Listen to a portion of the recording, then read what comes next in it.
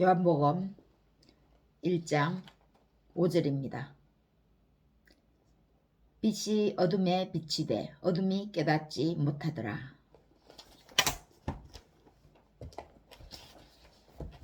내 주를 가까이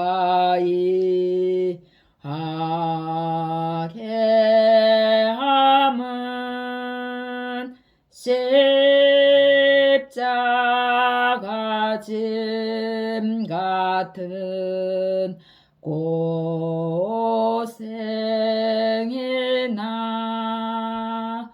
내 일생 소원은 늘 찬송하면서 주께 더 나아가기 원합니다. 내 고생하는 것 옛 야곱이 돌베개 베고자 갔습니다. 꿈에도 소원이 늘 찬송하면서 주께 더 나아가기 원합니다.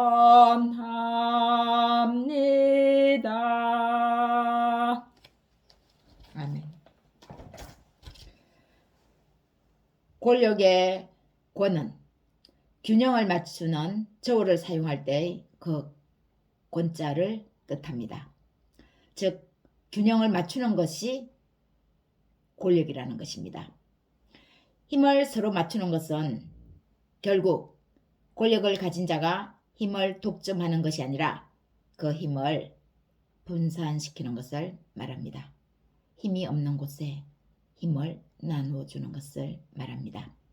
그러면 권력은 어떤 사람이 잡아야 옳습니까? 권력이 무엇인지를 잘 아는 사람이 잡아야겠죠. 한 나라의 흥망성쇠는 권력을 잡은 한 사람에 의해 쇠하고 망하며 흥하고 부강하게도 되기도 합니다. 권력이 무엇인지를 아는 사람과 권력이 무엇인지를 모르는 사람의 차이는 각각의 인재를 등용함에 있어서 벌써 알 수 있습니다. 천하를 다 주겠으니 당신이 호령만 하라. 우리가 알아서 할 테니. 권력의 사유하는 곳곳에 개인의 이익과 영달을 채우려는 속셈의 간신들이 우죽순 일어나며 몰려듭니다. 그들이 그 권력의 중심을 향해서 달려갑니다. 우죽순 그 권력의 빌부터 한몫 챙기려고 전국 방방곡곡에서 몰려드는 것이죠. 이때의 지혜자들은 그 지혜의 목소리를 내지 못합니다. 낼 수가 없습니다. 내더라도 그런 사람을 없애버립니다. 권력의 폭력의 권력의 사유하는 이런 지혜자들이 눈에 가시죠. 정의를 부르짖고 옳은 것을 향해서 소리칠 때 폭력의 권력의 사유하는 이런 소리를 견디지 못합니다. 듣고 싶어 하지 않습니다. 권력의 사유화가 되지 않기 때문입니다. 그런데도 여기저기서 몰려든 권력의 간신들은 자신의 배를 채우기만 급급한 나머지 나라의 흥망성쇠에는 조금도 관심이 없습니다. 나라가 망하든지 나라가 팔려나가든지 곳곳에서 사람이 죽어나가든지 아무 소리가 들리지 않습니다. 자신의 개인의 영달과 이익을 쟁취하는 데만 급급하기 때문이죠. 빛이 어둠의 빛이 돼 어둠이 깨닫지 못합니다. 무슨 빛입니까? 어떤 빛을 말하는 겁니까? 어인화를 썼습니다. 사람 말고 깨닫는 짐승이 또 있습니까? 없죠. 깨달을 수 있는 사람은 동물 중에서 오직 인간밖에 없습니다. 결국 어둠은 어두운 사람을 뜻합니다. 어둠이 깨닫지 못했다는 것은 사람이 아무리 빛을 비춰줘도 깨달음이 없다는 것입니다. 깨어나지를 못한다는 것입니다. 웬만한 일반적인 빛은 어둠을 다 밝게 만듭니다. 형광등을 켜면 어두컴컴했던 방안이 환해집니다. 먹구름이 하늘을 잔뜩 가렸을 때 어둡지만 햇빛이 나면 이내 세상이 환해집니다. 온 세상이 환해집니다. 그런데 딱 한 곳이 이런 빛이 소용이 없는 겁니다. 아무리 먹구름을 걷어내도 어두컴컴한 방 안에 형광등을 밝게 켜도 사람의 어둠을 밝혀지지 않습니다. 사람의 어둠은 밝아지지 않습니다. 밝혀지지 않습니다. 즉, 그 어둠이 없어지지 않는다는 것이죠. 그래서 이 빛은 조금 전 말씀드린 바와 같이 어인화로 써졌기에 생명인 것입니다. 빛이 어둠에 빛이 돼 어둠이 깨닫지 못하더라. 생명이 그 사람 안에 들어가려고 아무리 생명의 빛을 비춰줘도 그 어둠이 너무나 어둡기 때문에 이 생명의 빛을 받지 못한다는 것이죠.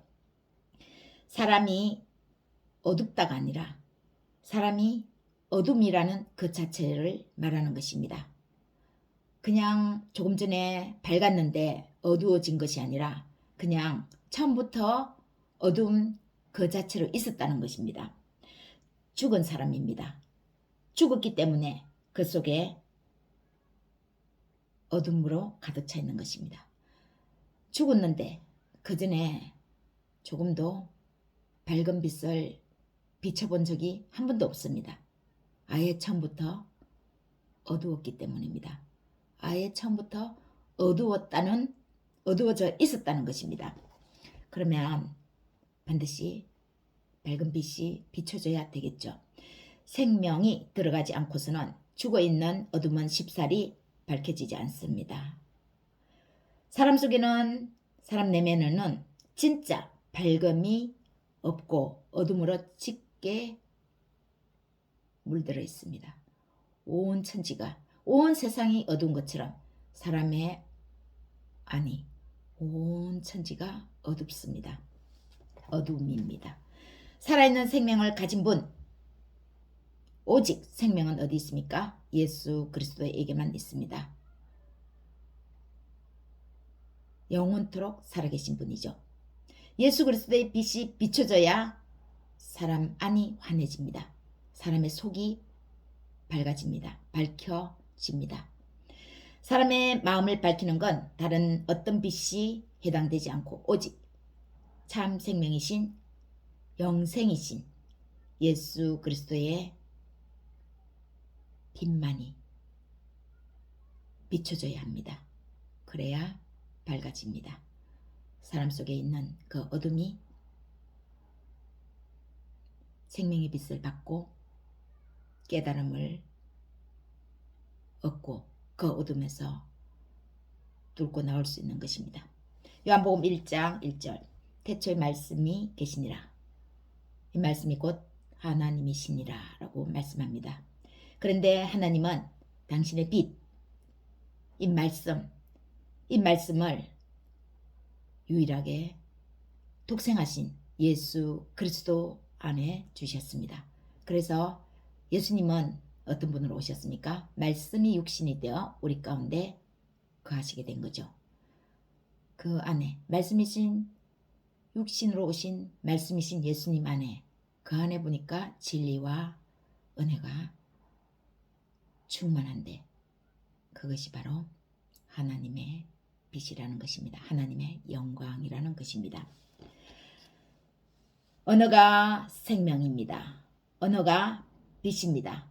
태초에 이렇게 언어가 있었습니다. 이 언어를 통해서 사람은 깨닫는 거죠. 배우는 겁니다. 언어를 통해서 사람이 문맹에서 벗어납니다. 언어를 통해 사람들은 예의 범죄를 알게 됩니다. 언어를 통해서 사회성을 기릅니다. 사회를 배웁니다. 언어를 사람에게서 말살하면 인간은 짐승과 다를 바가 없습니다. 일제의 침략 정책에서 가장 먼저 한 것이 우리 민족의 언어 말살 정책이었습니다. 이름을 개명시키고 우리말과 우리글을 빼앗았습니다. 사람의 정신을 개조시키는 거죠. 사람의 사상을 바꿔놓는 것입니다. 언어를 빼앗고 우리말을 빼앗고 우리 글을 빼앗았습니다. 결국 사람의 언어를 빼앗고 우리 글을 빼앗고 말을 빼앗으면 언어를 사용할 수 없죠. 그 나라의 언어를 배우면 그 나라의 사상이 뿌리박히는 것입니다. 바로 노예의 삶을 사는 것입니다.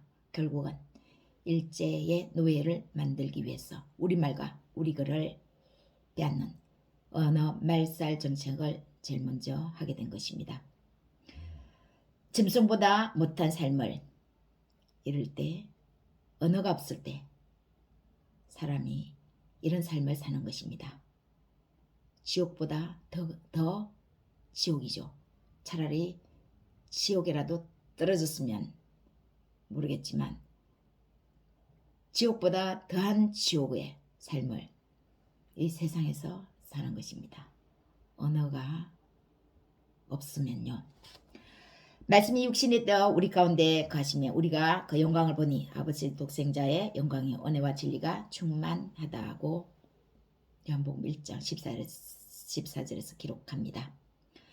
빛이 비추었는데도 어둠이 깨닫지 못하는 것은 죄입니다. 무지? 내가 모르니까 몰랐으니까 그랬어. 근데 책임이 아니야. 그러면 답니까? 그것은 책임 전가의 죄를 덧붙이는 것입니다. 더하는 것입니다. 그러면 어떻게 하면 우리가 되는 것입니까? 무지에서 벗어나려면 내가 몰랐으니까 그랬어. 이런 책임 전가의 죄를 더 이상 짓지 않으려면 우리는 어떻게 해야 합니까? 말씀을 가르치는 자와 함께 좋은 것을 나누면 됩니다. 말씀을 가르치는 자, 말씀이 있는 자와 함께하는 것입니다.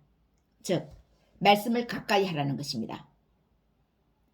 말씀을 가진 사람을 우리는 존중해야 하고 그런 사람들과 함께 동고동락하며 지내야 합니다. 그래야 바른 말씀, 하나님의 생명의 말씀, 바른 언어를 우리가 잊지 않고 우리 삶 속에서 계속 지속적으로 사용해 나갈 수 있는 것이죠. 좋은 친구는 말씀을 가진 친구입니다. 권면과 조언을 아끼지 않고 질책을 할 수 있는 그런 친구가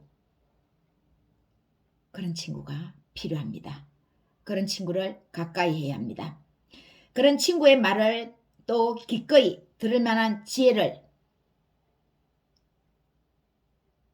친구가 가진다면 서로가 서로를 더욱 날카롭고도 따뜻하게 만들어 함께 인생을 헤쳐나가는 좋은 동반자가 되는 것입니다.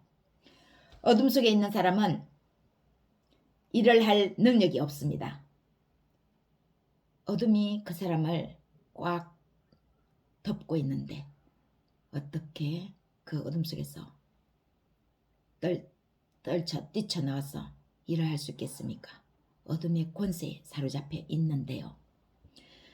하나님이 쓰는 사람이 있습니다. 디모데후서 우리 2장 20절에서 23절 한번 보겠습니다. 큰 집에는 19절부터 보겠습니다. 그러나 하나님의 견고한 터는 섰으니 인침이 있어 일렀으되 주께서 자기 백성을 아신다며 또 주의 이름을 부르는 자마다 불의에서 떠날지어다 하였느니라. 불의에서 떠나야 되죠. 큰 집에는 금그릇과 은그릇뿐 아니라 나무그릇과 질그릇도 있어 귀하게 쓰는 것도 있고 천하게 쓰는 것도 있나니 그러므로 누구든지 이런 것에서 자기를 깨끗하게 하면 귀히 쓰는 그릇이 되어 거룩하고 주인의 쓰심에 합당하며 모든 선한 일에 준비함이 되리라. 또한 너는 청년의 정욕을 피하고 주를 깨끗한 마음으로 부르는 자들과 함께 의와 믿음과 사랑과 화평을 따르라. 어리석고 무식한 변론을 버리라. 이에서 다툼이 나는 줄 알미라. 하나님의 집에는 각각의 종류의 그릇이 있습니다. 그런데 우리는 그 종류의 그릇이 중요한 것이 아닙니다. 그 종류의 그릇이 깨끗하냐 깨끗하지 않느냐가 중요한 것입니다. 그런데 특히 언제 깨끗하지 않을 수가 있습니까? 청년의 때에, 혈기왕성할 때에. 이것은 결국은 우리가 정욕을 버리라는 것입니다. 혈기왕성할 때가 우리가 가장 정욕적이지 않습니까? 우리의 어떤 개인의 욕심, 어떤 사고방식이 정욕적일 때가 가장 혈기왕성할 때입니다. 이럴 때에 우리가 특히 우리 자신을 깨끗하게 해야 된다는 것이죠. 주의 이름을 진심으로 부르고 그 이름에 속해야 되는 것입니다. 변론, 우리는 변론을 피해야 합니다. 변론은 그리스도의 생명에 있는 것이 아닙니다. 하늘에 누가 올라갔느냐 의심하지 말라고 했습니다. 누가 땅속으로 내려갔느냐 의심하지 말라는 것입니다. 땅속에서 그리스도가 갔다가 올라왔으면 그 자체로 믿으라는 것입니다. 다시금 하늘에 올라갔으면 하늘에 올라갔다고 하는 그 말씀 그대로를 우리는 믿는 것입니다. 우리에게 그런 반론이 필요 없는 것이죠.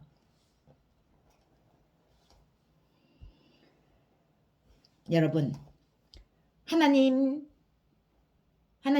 부르심이 없으면 인간다운 삶을 그 누구도 살 수가 없습니다. 하나님이 부르셔야 하나님께로부터 나오는 자가 이 어둠을 깨칠 수 있습니다. 그러면 하나님이 우리를 부르시려면 우리가 말씀을 가까이 하는 사람을, 말씀을 가진 자를 가까이 해야 합니다. 그 사람들이 하나님의 말씀을 들려줄 때 우리는 귀 기울여서 들어야 합니다. 밀쳐내지 않아야 합니다. 우리 이성으로는 이해가 좀 안 될 수도 있어도 일단 또 아멘하고 받아들일 때 하나님의 성령의 역사는 일어나는 겁니다. 그 속이 어둠으로 가득 차서, 사람의 속이 어둠으로 가득 차서 하는 것마다 어두운 일들만 하는데 어떻게 인간다운 삶을 살 수 있겠습니까? 인간이 인간다운 삶을 살지 못하면 그 인간은 더 이상 인간이 아닙니다. 그냥 짐승과 같은 삶이죠. 생각하는 것이 어두우니까 자신과 남을 속이며 거짓으로 다가갑니다. 온갖 개인의 이익과 영달을 위해서만 자신의 배를 채웁니다. 하나님이 우리를 그리스도 안에서 부르시고 빛을 비추어 주심은 하나님의 영광을 위해서입니다. 또 우리 자신의 빛된 삶을 위해서입니다. 인간이 인간다움의 삶을 위해서, 인간이 하나님의 영광을 위해서요. 빛을 받았으면 빛을 세상에 비춰야 합니다. 우리를 통해서 예수 그리스도의 빛이 또 다른 사람들에게 비춰져야 합니다.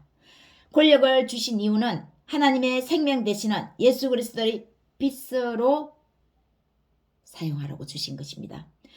힘을 골고루 사회 곳곳에 나누고 분산시킬 때 그 힘을 받는 사람과 그 힘을 사용하는 사용자 간의 균형이 이루어지는 겁니다. 나라를 위해 우리 기도해야 합니다. 곳곳에 그리스도의 빛이 들어가야 하는 곳에 빛이 비춰지도록 권세를 가진 사람이 그 권세를 사유화하지 않도록 우리는 기도해야 합니다. 오늘도 어떤 기사를 보았습니다. 어느 단독주택에서 노모와 50대의 아들이 함께 숨져 있다고요. 노모는 한 10년 동안 하반신을 사용하지 못했다고 합니다. 그 50대 아들도 지병이 있었다고 합니다. 삶이 얼마나 어려웠으면 사회가 이런 곳에 빛이 비춰주지 않았기에 그들은 생을 마감했습니다.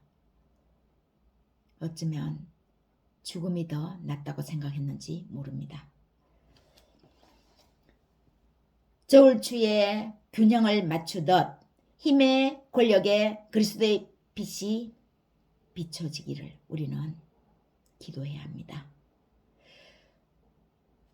우리의 싸움은 혈과 육이 아니고 보이지 않는 이 어둠의 세상 주관자들입니다.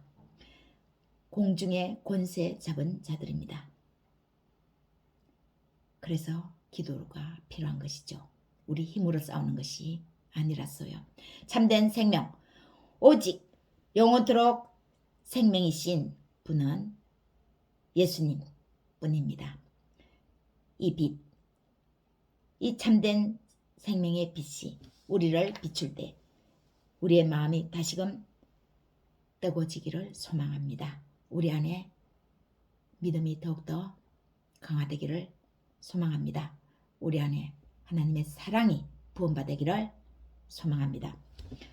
그리스도의 자유와 평화가 여러분의 삶 속에 우리 모두의 삶 속에 함께 하시기를 축복합니다.